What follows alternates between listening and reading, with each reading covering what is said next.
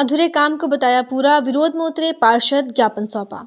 शासन द्वारा आम जनता के स्वास्थ्य हितों को ध्यान में रखते हुए करीब 30 लाख रुपए की राशि से हरदोन लाला मंदिर के सामने मुख्यमंत्री संजीवनी क्लिनिक का निर्माण करवाया जा रहा था, जिसमें पूर्ण निर्माण के बगैर इंजीनियर द्वारा पूर्णता प्रमाण पत्र जारी करने का मामला सामने आया है। काम पूर्ण नहीं होने के बावजूद उसे पूर्ण बताकर प्रमाण पत्र जारी कर दिया।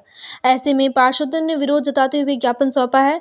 भोपाल में पदस्थ अधिकारी मनमाने तरीके से बिना निर्माण के कार्य के पूर्ण होने का प्रमाण पत्र जारी कर रहे हैं।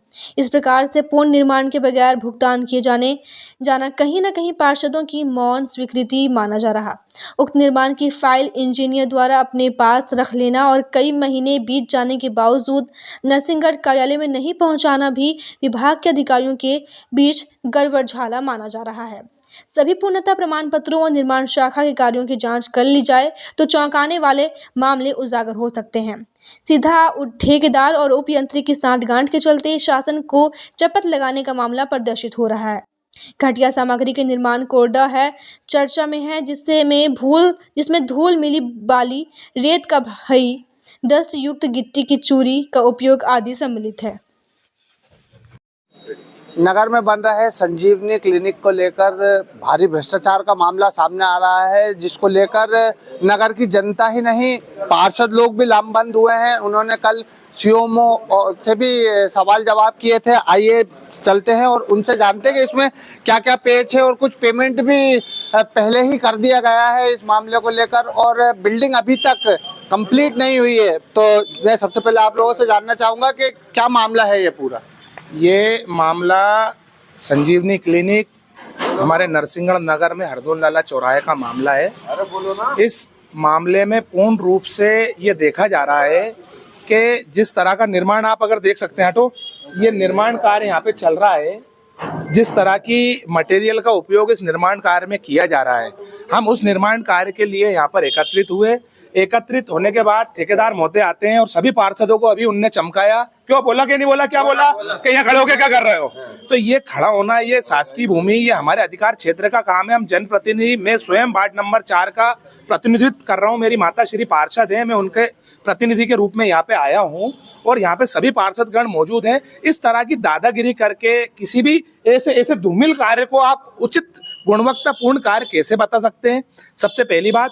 दूसरी बात यह है कि ठेकेदार द्वारा जो काम अभी किया जा रहा है, हम इस कार्य से बिल्कुल संतुष्ट नहीं है। हम इस कार्य को लेकर हमारे मुख्य नगर पालिका अधिकारी सीएमओ से मिलेंगे, हमारे नगर पालिका के अध्यक्ष महोदय हमारे लल्ला भैया से मिलेंगे।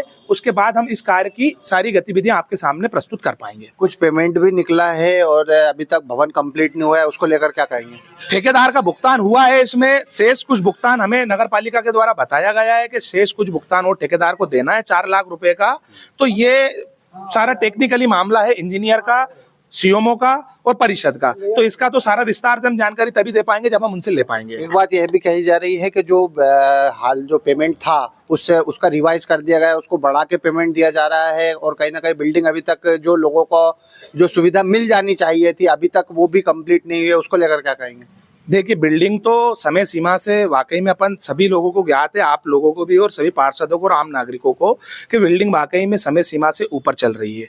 दूसरी बात आती है रिवाइज की। तो रिवाइज एक प्रोटोकॉल है नगर पालिका का, सिस्टम का। रिवाइज होते हैं, बिल्डिंगों के होते हैं, रोडों के होते हैं। जिस भी कार्य में नगर पालिका को या जो भी उसकी एजेंसी उसको लगता है कि इसकी रिवाइज करवाना चाहिए, उस तरीके से रिवाइज की जाती है। वो रिवाइज किस तरह से की गई है इसका तो टेक्निकली मामला है, ये टेक्निकली सब चीजें नगर पालिका से ही पता चल पाएंगी। हमारे साथ नेता प्रतिपक्ष कमल चौरसिया जी भी मौजूद है। सर, एक मीटिंग होती है आप लोगों की, पार्षदों की, मीटिंग के बाद ही रिवाइज किया जाता है ऐसा बोला जाता है, लेकिन कहीं ना कहीं उसको भी दरकिनार किया गया और पेमेंट जो और भी था वो निकाल के दे दिया गया। हमें सबसे बड़ी बात ये मालूम पड़ी कि इसकी फाइल भी यहाँ पर नहीं है, पहली बात तो। दूसरी बात ये है जो पेपर में आया कि इसका प्रमाण पत्र मिल चुका है और पेमेंट निकल चुका है। तो मतलब मैं ये भी जानना चाहता हूँ कि जैसे पत्रकार सभी है तो जानकारी तो सभी लेते हैं, तो थोड़ा सा एक हमें वो भी मिल जाए कि उनके पास कैसे जानकारी मिली है। और जो ये क्लिनिक की बात है तो स्वाभाविक बात है कि ये आप सब देख रहे हो, नगर के आप सब नागरिक हो और समझदार हो, तो मैं यही चाहता हूँ कि इसका पेमेंट नहीं होते, मतलब जो होगा वो तो ठीक है, लेकिन अब कार्य जल्दी हो ताकि ये क्लियर क्लियर हुआ, क्योंकि जिस हालत में है अभी तो इसके हमारे पास इस पे फोटोज है कि कुछ भी काम नहीं हुआ, मतलब सारा काम अधूरा रहेगा। ना परिषद में पुष्टि हुई है ना पीआईसी और परिषद की बात अगर कहा जाए, हमारे साथ पार्षद वार्ड नंबर 3 के अंकित जी भी मौजूद है, प्रतिनिधित्व करते हैं वार्ड नंबर 3 से। तो मैं उनसे जानना चाहूँगा कि एक जो पीआईसी की बैठक होती है पीआईसी की आपकी, तो उसमें जो रिवाइज पेमेंट होता है उसका, तो ऐसी कोई बैठक हुई थी क्या जिसमें कुछ? ऐसी कोई बैठक नहीं हुई है, ना पीआईसी में इसकी स्वीकृति हुई रिवाइज की, ना परिषद में हुई। अब इनका पेमेंट इतना कैसे होगा? 38 लाख के लगभग इन्हें पेमेंट दे चुके हैं। 29 लाख के लगभग की बिल्डिंग है, तो 38 लाख कैसे दे दिए, ये जानना चाहते हैं। इसकी उचित जांच होना चाहिए। इसको लेकर कल एक भीनी खबर मिली थी कि कल आप लोग नगर पालिका के सीएमओ से भी मिले थे, तो वहां से आपको क्या आश्वासन मिला और या फिर क्या देखो, सीएमओ साहब को आए हुए ज्यादा समय नहीं हुआ है। सीएमओ साहब से हमने जानकारी ली, तो सीएमओ साहब का कहना है कि पार्षद महोदय इसकी फाइल अभी मैं ढूंढवा रहा हूँ, इसकी फाइल नहीं मिल रही है, फिर वो बताएंगे हमें अच्छे से। तो इसका निष्कर्ष होते देख रहे हैं आप, पार्षद लोग पक्ष विपक्ष के दोनों पक्ष के पार्षद आप लोग कहीं ना कहीं साथ देखने को मिल रहे हैं, तो इसका कहीं ना कहीं निकाल होते दिख रहा है। जनता को ये बिल्डिंग कब तक हैंडओवर हो जाएगी? अभी तो मुझे कोई नहीं लग रहा कि इसमें कोई निकाल होगा। क्या है, जैसे अब जनता, हम इसलिए साथ खड़े हैं कि ऐसा लगता है कि भ्रष्टाचार हुआ है और परिषद में हुआ है, परिषद पूरी बदनाम है। इस चक्कर में हम सब साथ खड़े हैं, हमारा इसमें कोई रोल नहीं है, हम इसमें लिप्त नहीं है।